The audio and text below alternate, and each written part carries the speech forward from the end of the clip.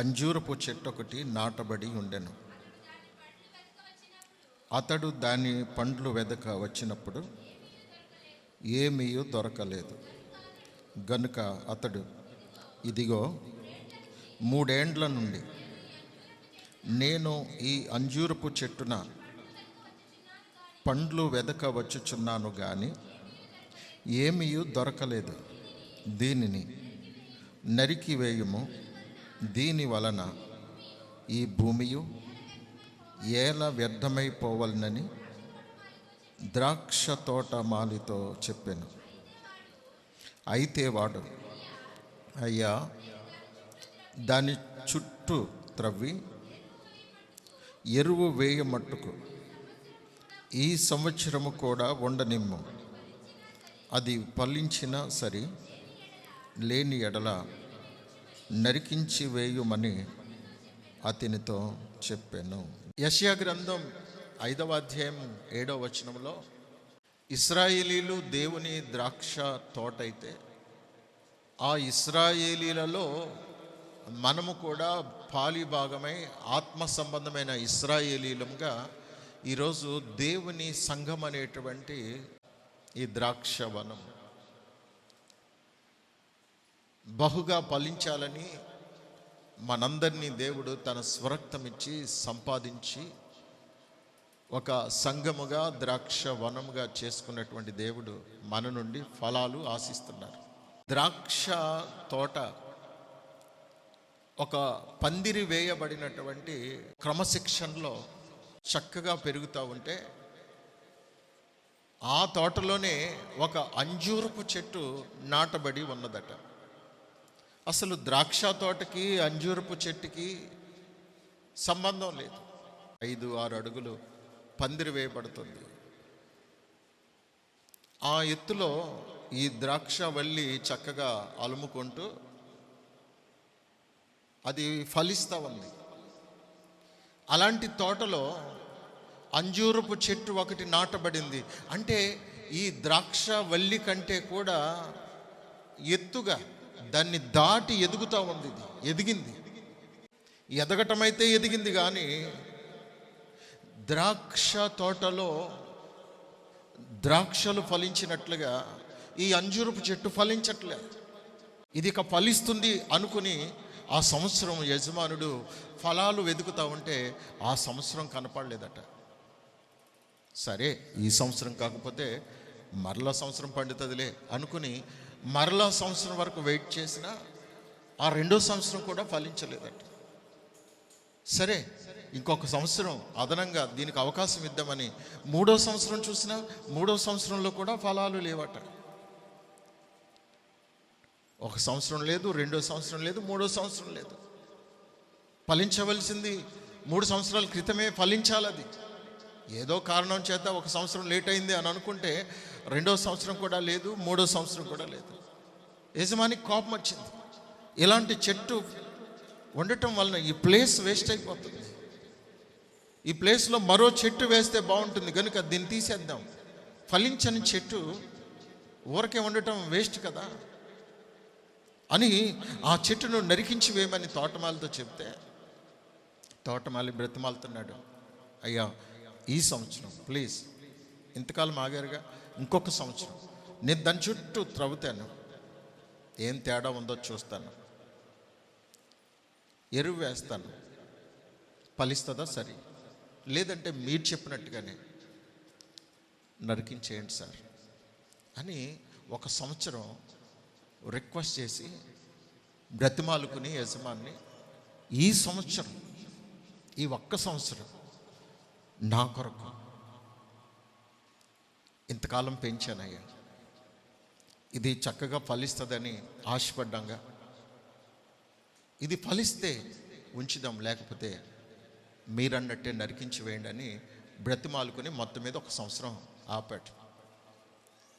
మరి తర్వాత సంవత్సరం ఫలించిందో లేదో ఇక్కడ రాయబడలేదు. కానీ మరొక అంజూరపు చెట్టుని గురించి మనం వింటాం. యేసు ప్రభు వారు మార్గం గుండా వెళ్తున్నప్పుడు ఒక అంజూరపు చెట్టు చక్కగా త్రోవ ప్రక్కన ఆకులతో చాలా నిండుగా ఎంతో చక్కగా కనపడుతూ ఉంటే ప్రభువారు అనుకున్నారు, ఈ అంజూరు ఫలాలు తిని ఆకలి తీర్చుకుందామని అంజూరపు చెట్టు దగ్గరికి వెళ్ళి చూస్తే ఫలాలు లేవట. దానికి ఫలాలు లేవని యేసుక్రీస్తు ప్రభువారికి తెలియదా? ఆయనకు తెలుసు. మనకు తెలియటం కోసం ఆ చెట్టు దగ్గరికి వెళ్ళి పరిశీలన చేసినట్లుగా చూస్తాను. ప్రతి చెట్టుని నేను ఇలాగే పరిశీలన చేస్తాను. ఏ చెట్టు ఫలాలు ఫలిస్తుందో ఆ ఫలాలను బట్టి నేను ఆనందిస్తాను. ఏ చెట్టు అయితే ఫలించలేదో ఫలించని చెట్టును బట్టి నాకు కోపం వస్తుంది అని చెప్పి యేసు ప్రభువారు ఆ చెట్టును శపించినట్లుగా చూస్తాం. ఈ అంజూరపు చెట్టు శపించబడిన తర్వాత వారు వెళ్ళవలసినటువంటి స్థలానికి వెళ్ళారు. అక్కడ మీటింగ్ అయిపోయింది. తిరుగు ప్రయాణంలో వస్తూ ఉన్నప్పుడు శిష్యులు చూశారు. చూసి, అరే మనం వెళ్ళేటప్పుడు మన బోధకుడు చెట్టుని శపించారు కదా, నిజంగా అది ఎంత త్వరగా ఎండిపోయింది, గొప్ప మహత్యం ఈయనలో ఉంది అని మరింతగా వారు ప్రభువుని విశ్వసించగలిగారు. అంటే అక్కడ శపించబడిన ఆ చెట్టు ఫలించే కాలం కాదని రాయబడి ఉంది. అది ఫలించే కాలము కాదట. ఫలించని కాలము కాకపోతే ఆకులు ఉండకూడదు. అంజూరపు చెట్టుకు ఉండేటువంటి అనుభవం ఏంటి అని అంటే,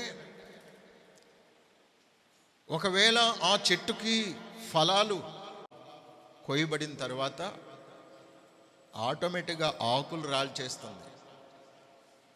ఆకులన్నీ రాలిపోతాయి, ఒక బోర్డు చెట్టుగా కనపడుతుంది. మరలా అది ఫలించే నాటికి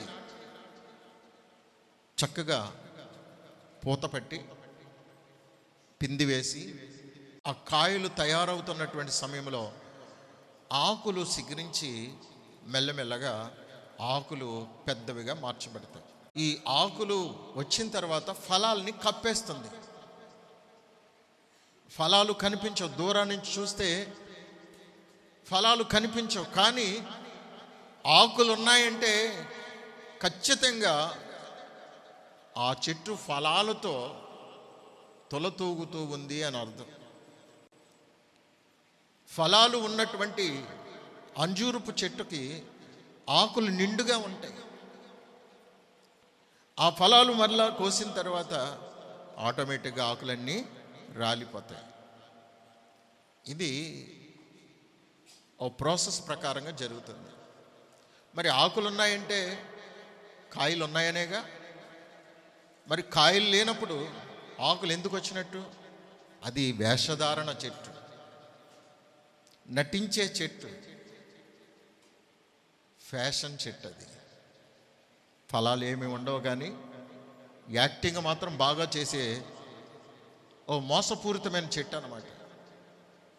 మన ఆధ్యాత్మిక జీవితాల్లో కూడా చాలామంది పైకి చాలా భక్తిగా, చాలా మంచివారుగా అలా యాక్ట్ చేస్తూ ఉంటారు, నటిస్తూ ఉంటారు. కానీ వారిలో ఆత్మ సంబంధమైన ఫలభరితమైనటువంటి క్రియలు కనబడవు. వాక్యం ఏం చెబుతుంది అని అంటే, న్యాయాధిపతుల గ్రంథంలో ఈ అంజూరపు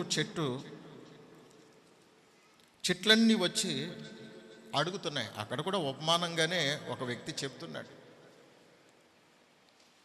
ఓ చెట్లన్నీ మీటింగ్ పెట్టుకుని, మన మీద ఒక రాజుగా మనల్ని ఏలటానికి ఒక చెట్టు ఉండాలి, అన్ని వ్యవస్థలకి యూనియన్ ఉంది, మనకు కూడా ఒక యూనియన్ ఉండాలి, మనందరి మీద ఎవరిని నాయకులుగా పెట్టుకుందాం అని అనుకుని ఈ చెట్లన్నీ కలిసి ఏ చెట్లు అయితే కొంచెం మంచి చెట్లు అనుకుంటే ఆ మంచి చెట్ల దగ్గరికి వచ్చి అడుగుతున్నాయి, అంజూరపు చెట్ట, ద్రాక్షవల్లి, మా మీద మీరు నాయకులుగా ఉండాలి, మమ్మల్ని ఏలాలి అని అడుగుతున్నటువంటి సందర్భంలో అంజూరపు చెట్టు ఏమంటుందంటే, నా మాధుర్యాన్ని, నా మంచి ఫలాల్ని నేను ఇవ్వకుండా ఊరకనే మీ మీద పెత్తనం చేయడానికి, అటు ఇటు ఊగడానికి నేను ఏమన్నా పని పాటలు ఏందని అనుకున్నారా? నాకంటూ ఒక పని దేవుడు నిర్ణయించాడు. నాకు ఒక కర్తవ్యం ఉంది, నాకు ఒక బాధ్యత ఉంది, దాన్ని నేను నిర్వర్తించాలి. కనుక నాకు మీ మీద పెత్తనం చేసేంత టైం లేదు బాబు, మీకు వద్దన్ను, మీరు ఎవరినైనా చూసుకోండి. సరే, అవన్నీ కలిసి మండల చెట్టు దగ్గరికి రాగానే మండల చెట్టు అన్నది, ఓ నేను మీ అందరి మీద లీడర్గా ఉండాలా? దానికేంటి, మీరు అన్నారు కాబట్టి నేను తప్పకుండా దాన్ని యాక్సెప్ట్ చేస్తున్నాను. ఓకే, అయితే ఇక నుంచి మాత్రం నేను చెప్పినట్టు చేయాలి, అంతే. నేను గుచ్చినా బాధపడకూడదు, రక్కినా బాధపడకూడదు, ఏమైనా మీరు బాధపడకూడదు. ఎందుకంటే మీరు కావాలని కోరుకున్నారు కాబట్టి. నేనే బాస్ని, ఇక నుంచి నేనేం చేసినా భరించాలి అని చెప్పి ఆ మండల చెట్టు మాత్రం ఆ చెట్లన్నిటి మీద ఆధిపత్యం చెలాయించడానికి ఒప్పుకున్నట్లుగా చూస్తాం. దీని సారాంశం ఏంటి అని అంటే, మంచివాళ్ళు ఎవరు ఊరకే ఏ గొప్పలు ఘనతలు కోరుకోరు. వారి పనేంటో వారు చేసుకుంటూ చక్కగా అందరికీ మంచి చేస్తూ, అందరి చేత మంచి అనిపించుకుంటూ, ఈ భూమి మీద పుట్టినందుకు దేవుడు వారికి ఇచ్చినటువంటి ఆ అవకాశాన్ని సద్వినియోగం చేసుకుంటూ, అందరి మన్ననలు పొందుకుంటూ, దేవుని మెప్పు పొందుకుంటూ, వారి క్రియల ద్వారా దేవుణ్ణి గణపరుస్తూ, ప్రజల ముందు వారు గణపరచబడుతూ వారి జీవితాలని కొనసాగిస్తారు. ద్రాక్షవల్లి కూడా అంటది, మానవులను దేవుణ్ణి సంతోషపెట్టవలసిన నేను ఊరకే అటు ఇటు ఊగడానికి, మీ మీద ఏలుబడి చేయడానికి నాకు ఇష్టం లేదు బాబోయ్. నాకు ఆ విధమైన పదవి, అధికారం ఏమీ అక్కర్లేదు, నేను సామాన్యంగా ఉంటే అంతే చాలు అని ఈ ద్రాక్షవల్లి కూడా తిరస్కరించినట్లుగా చూస్తాం. చూడండి, న్యాయాధిపతులు 9వ అధ్యాయము 10వ వచనాన్ని మనం చదువుదాం.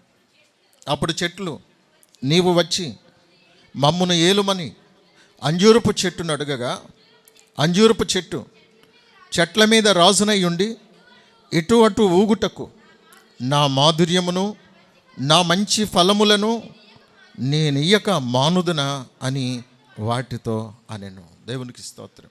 చూడండి, నా మాధుర్యాన్ని, నా మంచి ఫలాల్ని ప్రజలకు అందించవలసిన బాధ్యత నా మీద ఉంది. నా కర్తవ్యాన్ని, నా బాధ్యతని మర్చిపోయి ఊరకనే మీ మీద పెత్తనం చేయడానికి రానా నేను? మరి ఫలాలు ఫలించటానికి నాకు ఇక సమయం ఎక్కడిది అని చెప్పి సున్నితంగా తిరస్కరించినట్లుగా చూస్తున్నాం. మంచిగా జీవించాలనుకునేవారు గొప్పతనాల్ని, పెత్తనాల్ని, ఘనతను కోరుకునే మనసు వారికి ఉండదు. మంచి కార్యాలు, నా జీవితం అనేకులకు ఆదర్శంగా ఉండేటట్లుగా బ్రతకాలి అనేటువంటి ఒక తీర్మానంతో సాగిపోతారు. చూడండి, ఇక్కడ ద్రాక్ష తోటకు పైగా అంజూరపు చెట్టు ఎదిగింది, కానీ ఫలాలు లేవు.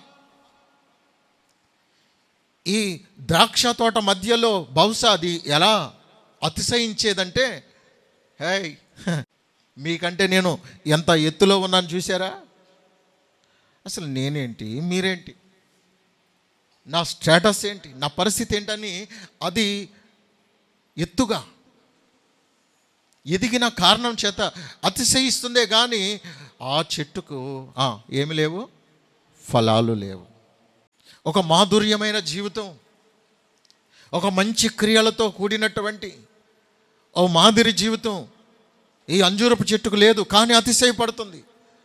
మీకంటే నేను చాలా సీనియర్ని, ముందుగా రక్షించబడ్డాను, బాప్తిసం పొందాను, ఈ సంఘంలో అందరికంటే ముందు నుంచి నేనున్నాను.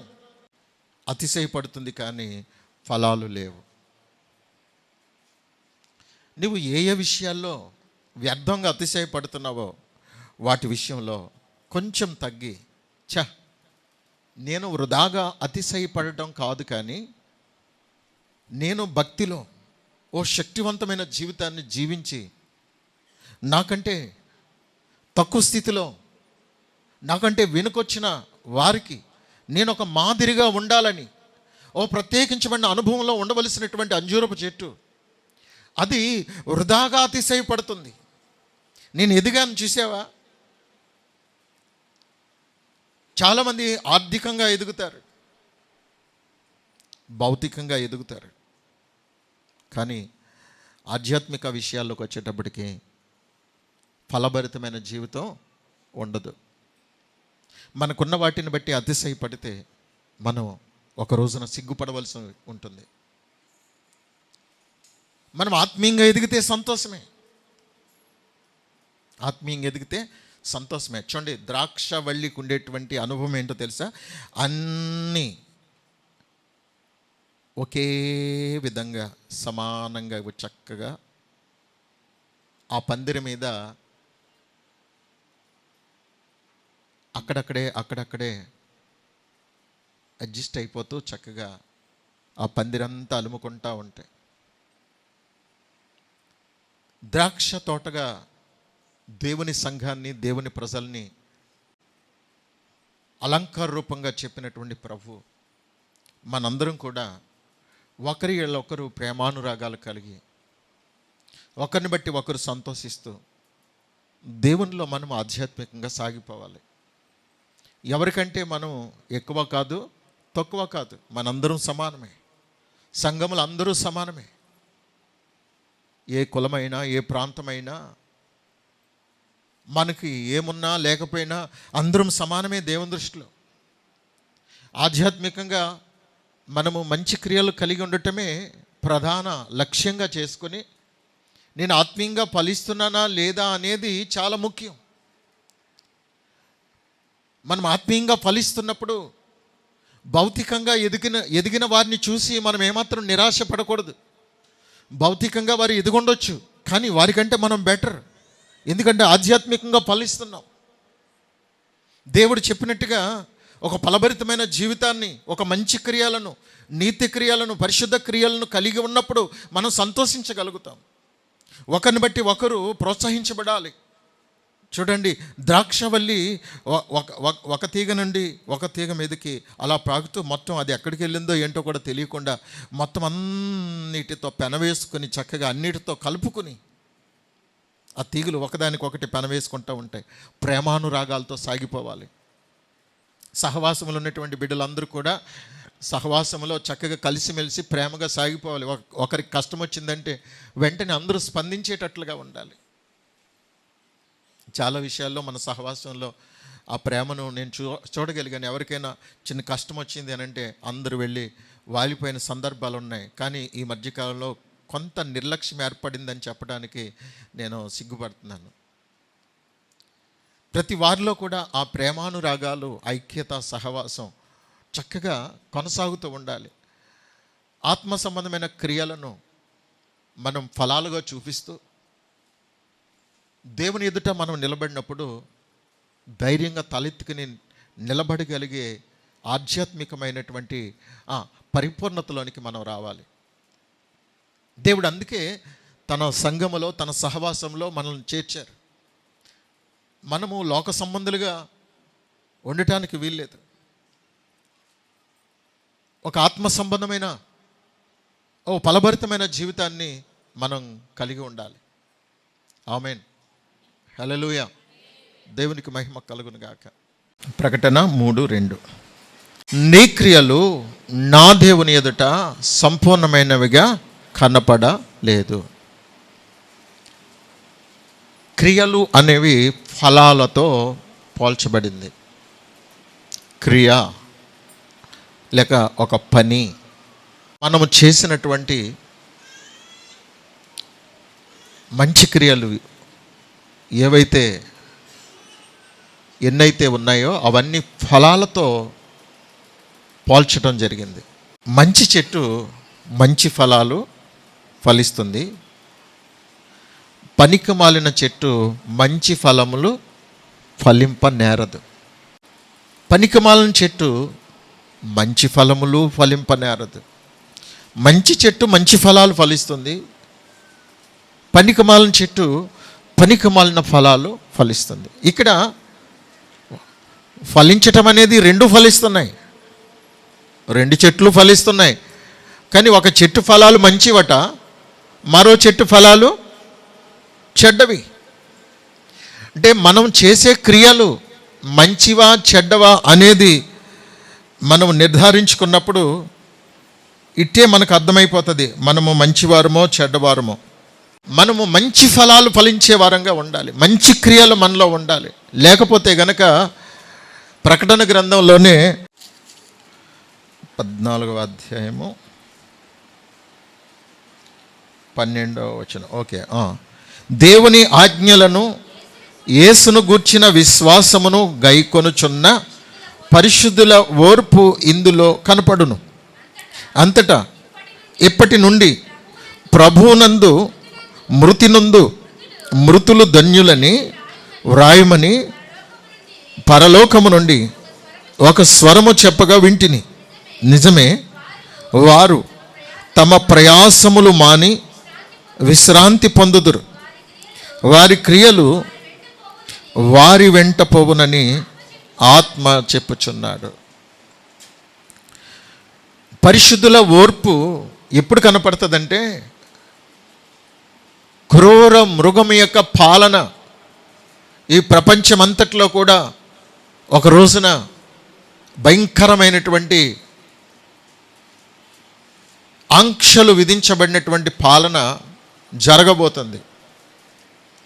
క్రూర మృగం యొక్క ముద్ర వేయించుకున్న వారు చాలా హ్యాపీగా ఈ జీవితాన్ని గడిపేస్తారు, వారికి ఏ కష్టము ఏ విధమైన సమస్యలు ఉండవు. కానీ యేసుక్రీస్తు ప్రభునందు విశ్వాసం ఉంచిన వారికి ఆ క్రూర మృగం యొక్క పాలన చాలా భయంకరమైనటువంటి ఆటంకాలని కలిగిస్తూ ఉంటుంది.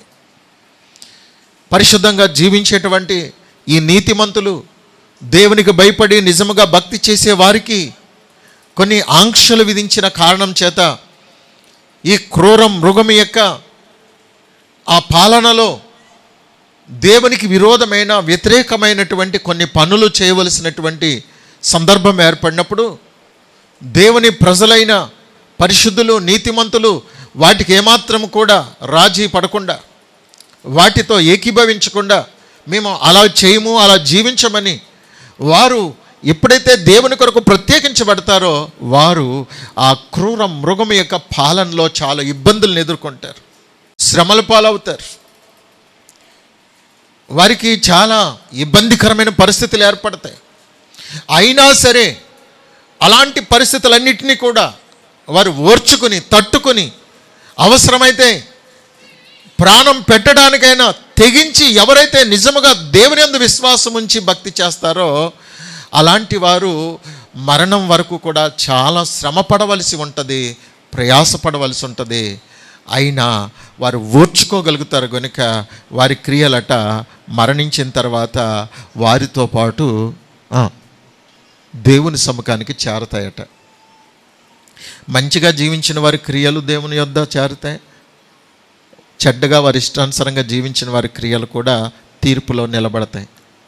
మన క్రియలు మంచివా చెడ్డవా అనేది మరణించిన తరువాత కానీ మనకు తెలియదు.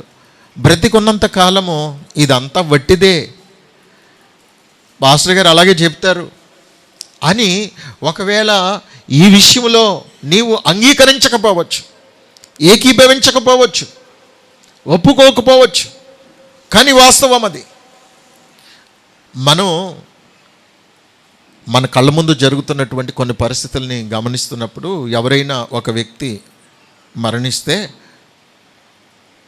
అక్కడ గుమికూడి ఉన్న వాళ్ళందరూ కూడా రకరకాలుగా చెప్పుకుంటారు. ఏమని?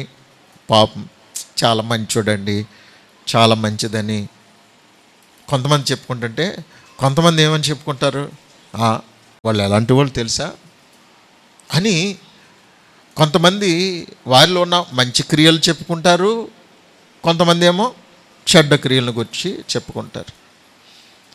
కానీ మంచిగా జీవించే వారందరిని గురించి మంచిగా చెప్పుకోవాల్సిందే.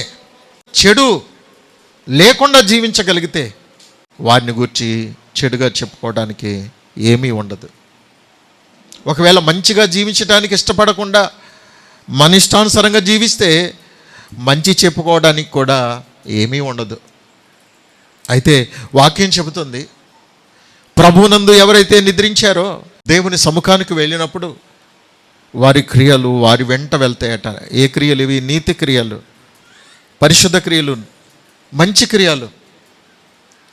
ఈ క్రియలన్నీ వెళ్ళి నా జీవితం ఎలా జీవించానో నా క్రియలు సాక్ష్యం ఇస్తాయని ఆ వ్యక్తి అతిశయంగా దేవుని ఎదుట నిలబడటానికి అవి ఎంతో దోహదపడతాయి.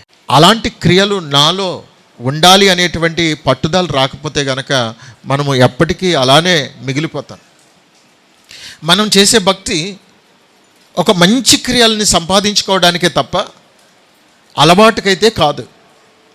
మనలో ఆ మంచి క్రియలు, ఓ శ్రేష్టమైన క్రియలు, ఓ మంచి ఫలభరితమైనటువంటి జీవితం మనలో ఉన్నప్పుడు మనం ఆనందించగలుగుతాం, సంతోషించగలుగుతాం, ప్రభు ఎదుట అతిశయించగలుగుతాం.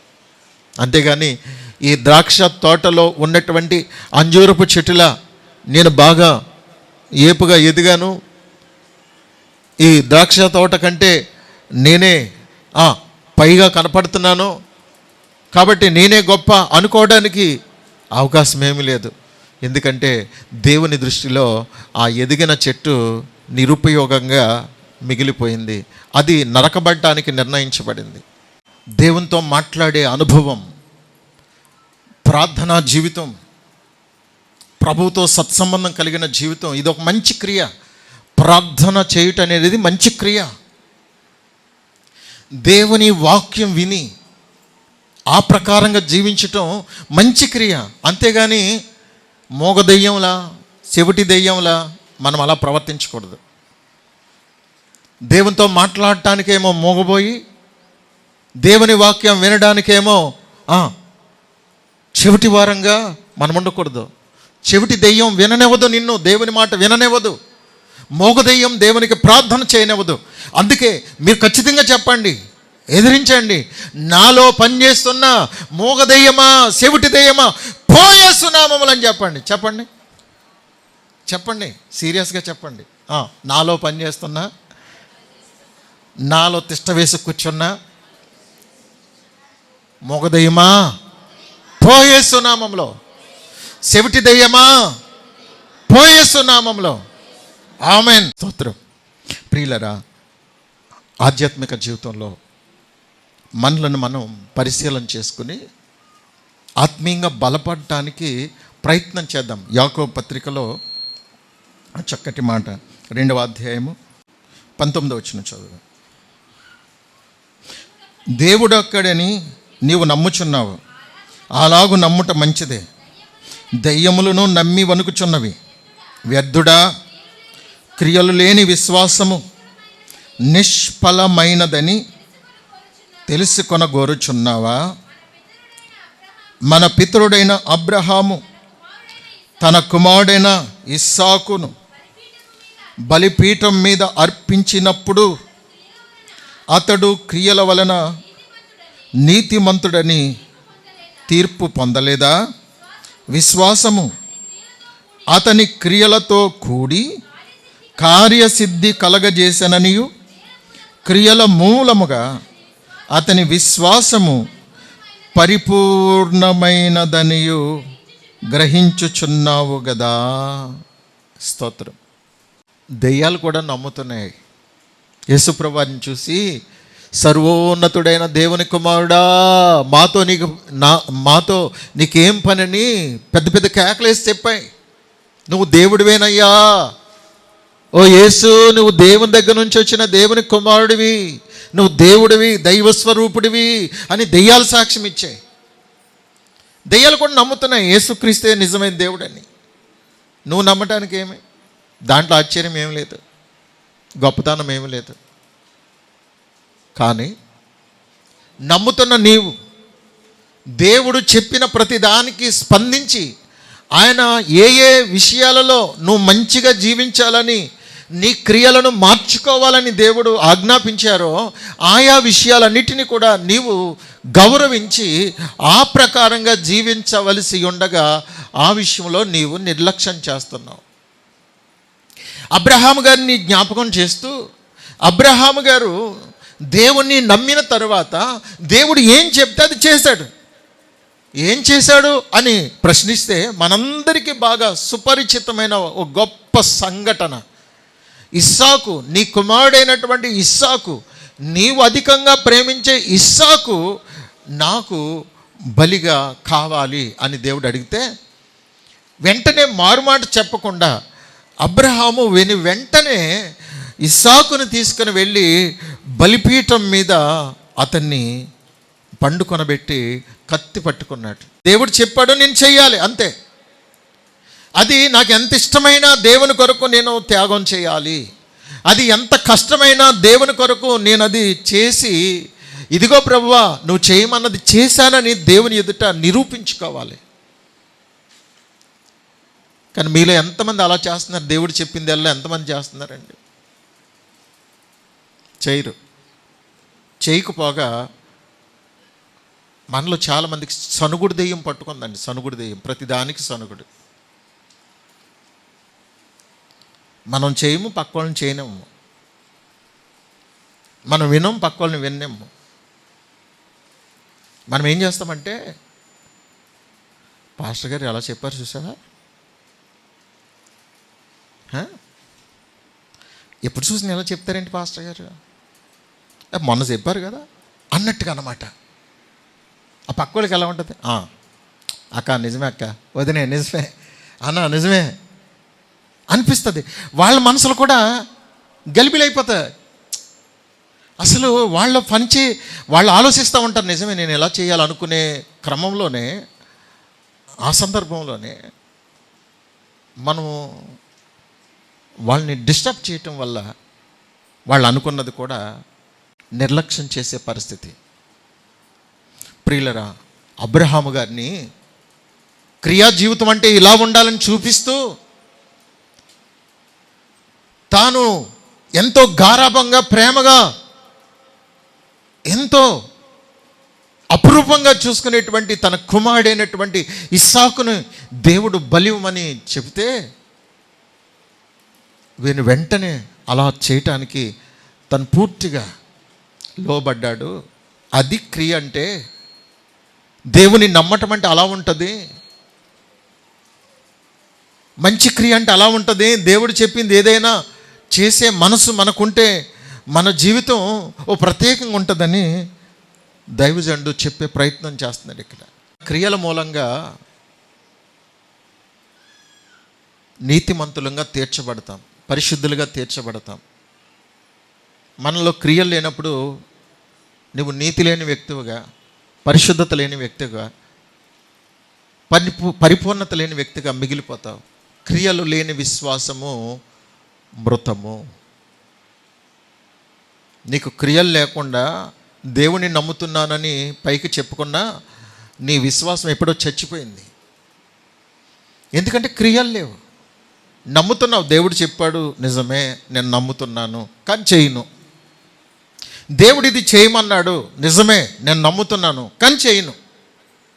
నీ పద్ధతి ఇలాగ ఉంది. దేవుడే చెప్పాడు నిజమే, నేను నమ్ముతున్నాను కానీ చేయనుగా. నేను చేయను. దేవుడు చెప్పాడని ఒప్పుకుంటాను, నమ్ముతున్నాను కానీ చేయను. ఇది చాలామందిలో ఉన్న వైఖరి. నమ్ముతారట, చేయరట. మరి క్రియలు లేనప్పుడు నీ నమ్మిక కాస్త చచ్చిపోయిందిగా. నీ నమ్మికకి అర్థం లేదు, నీ నమ్మికకి జీవం లేదు. నీ నమ్మిక చచ్చిపోయింది, మృతమైపోయింది. విశ్వాసం చచ్చిపోయినప్పుడు, క్రియలు చచ్చిపోయినప్పుడు మనం చచ్చిన శవం లాంటి వాళ్ళం. అందుకే ప్రకటనలో నీవు జీవించుచున్నావన్న పేరు ఉన్నది కానీ నీవు మృతుడవే. నువ్వు జీవిస్తున్నావన్న పేరు మాత్రమే ఉంది. నువ్వు ఎప్పుడో చచ్చిపోయావు, ఆత్మీయంగా చచ్చిపోయావు. నీలో క్రియలు లేవు. నువ్వు చేయకూడదని ఫిక్స్ అయిపోయావు అంతే. నేను చెయ్యనంటే చెయ్యను అంతే. నువ్వెంత చెప్పుకో, ఎంత గింజుకో, నేను చెయ్యనుగాక చెయ్యనని నువ్వు ఫిక్స్ అయిపోయావు. ఇక స్థిరపడిపోయావు. ఇక చెయ్యనని అనుకున్నావు కనుక చెయ్యవు. ఇక చేయవుగాక చేయవు. మరి ఇంకెందుకు వస్తున్నావు? భక్తి చేయాలిగా, ఒక అలవాటు ఉందిగా. ఈ అలవాటుని నేనేదో అలాగ యాంత్రికంగా చేసేస్తున్నాను. ఎవరి కోసం చేస్తున్నావు? దేవుని కోసమా, నీ కోసమా? అంటే అలా మందిరానికి వచ్చి వెళ్తే నేను భక్తిపరుణ్ణి, భక్తిపరురాలని నలుగురు అనుకుంటారు. దేవుడు కూడా నన్ను ఏదో విధంగా పోనీలని వదిలేస్తాడు.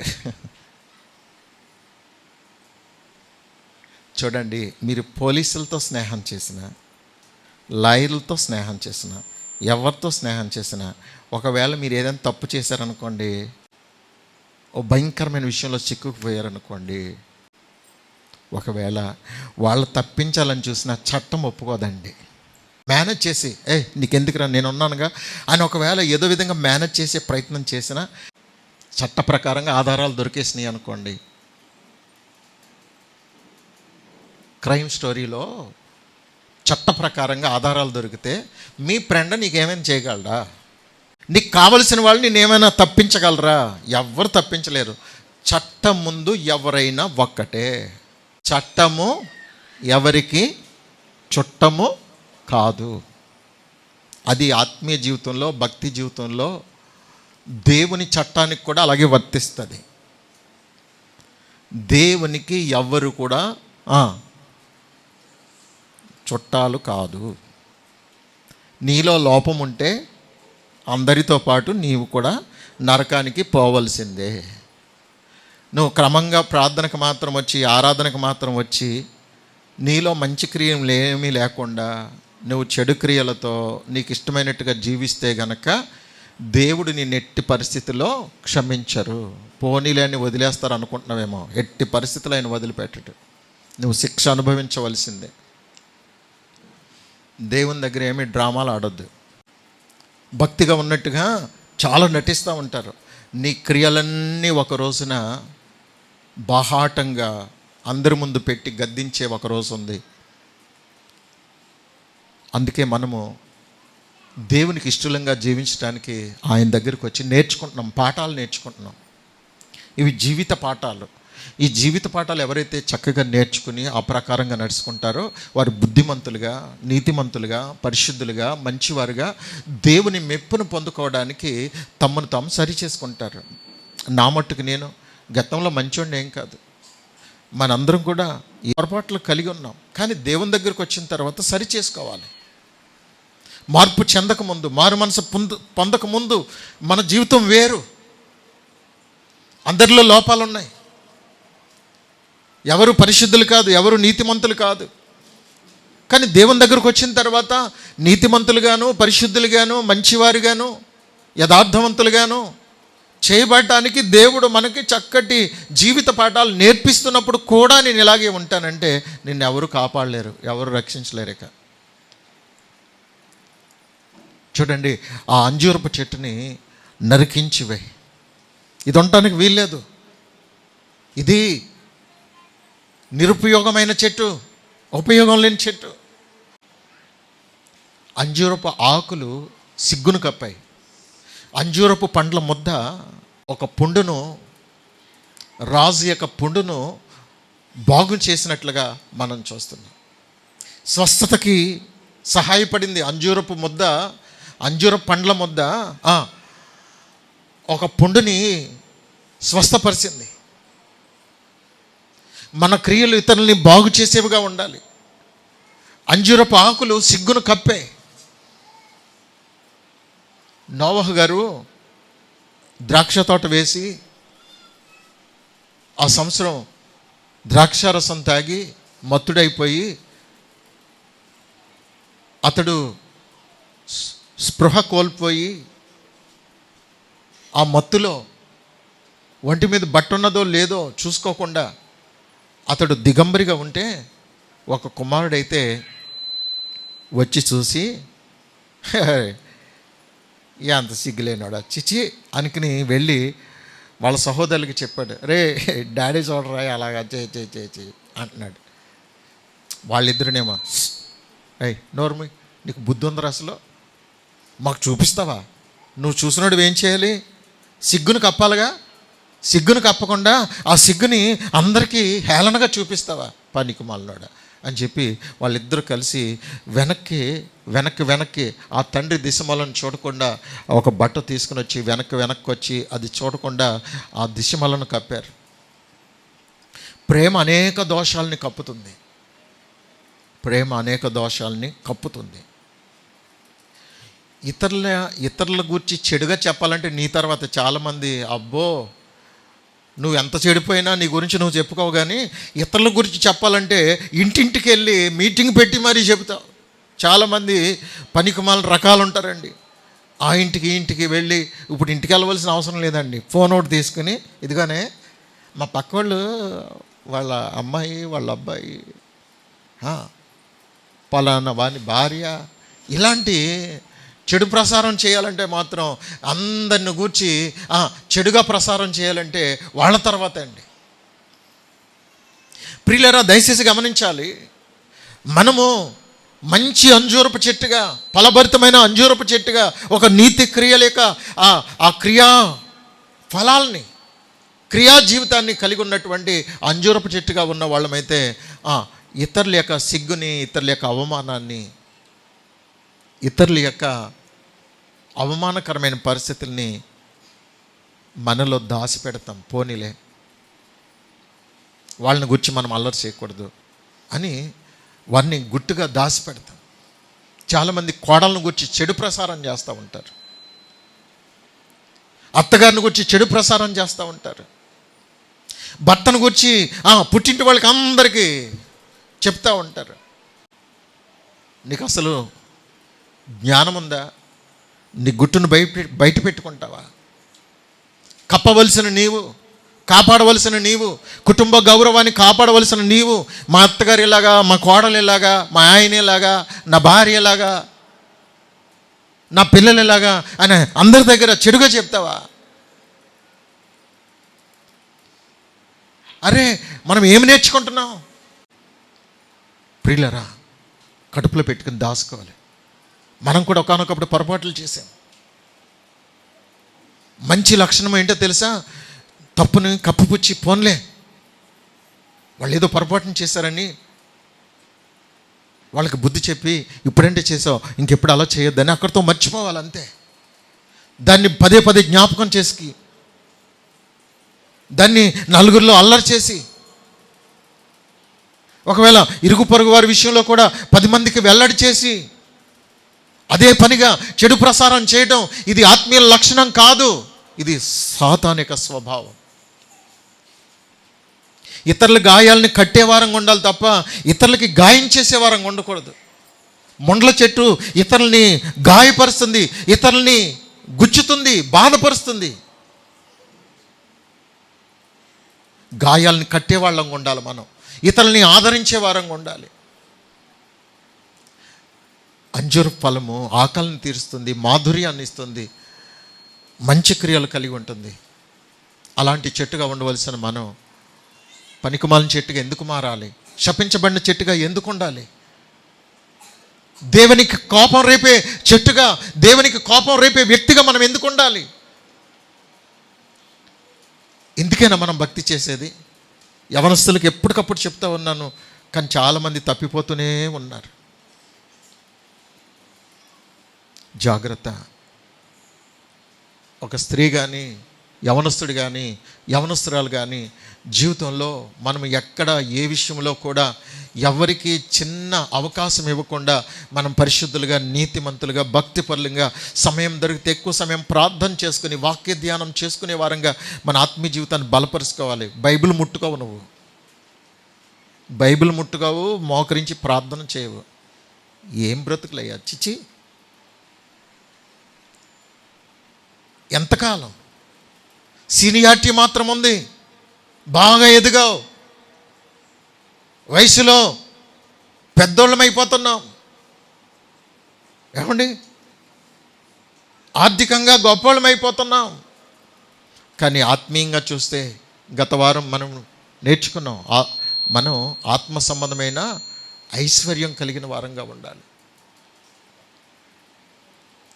మనిషి ఎదిగితే సరిపోదండి, బుద్ధి పెరగాలి, జ్ఞానం పెరగాలి, దేవుని భయం మనలో రావాలి. ఆమేన్. ఇలా చెప్పడం అవమానకరంగా ఫీల్ అవ్వాల్సిన అవసరం లేదు. ఎందుకంటే మనం మంచిగా జీవిస్తే ఈ మాటలు మనకి బాధను కలిగించవు, సంతోషాన్ని కలిగిస్తాయి. ప్రభువా, ఆ స్థితిలో నన్ను ఉంచకుండా ఆత్మీయంగా ఎంతో బలపరిచావు నాయనా, స్తోత్రమని దేవుని యందు ఆనందించగలుగుతాం. నువ్వు దేవుని యందు ఆనందించలేకపోతున్నావు అని అంటే నీ ఆత్మీయ జీవితంలో ఎంత పతనావస్థకి వెళ్ళిపోయావో దాన్ని బట్టి అర్థమైపోతుంది. దేవుని బిడ్డలారా, నీకు కోపం వచ్చేసి, బాధ వచ్చేసి, అసలు నేను చర్చికే రాకూడదు అనేటువంటి మనసు నీకు ఏర్పడుతుందంటే కారణం మన క్రియల్ని మార్చుకోవడానికి ఇష్టం లేక మనలో తిరుగుబాటు అనేది మనలను తొందర పెడతా ఉంది. ఆ క్రియలు నశించునుగాక, తిరుగుబాటు క్రియలు నశించునుగాక, పనికిమాలిన జీవితం నశించునుగాక, దేవునికి విరోధమైన జీవితం నశించునుగాక, శాపగ్రస్తమైన జీవితం నశించునుగాక. ఒక ఆత్మ సంబంధమైన ఆశీర్వాదకరమైన జీవితం మనలో ప్రతి వారి జీవితంలో పెంపొందింపబడునుగాక. ఆమేన్.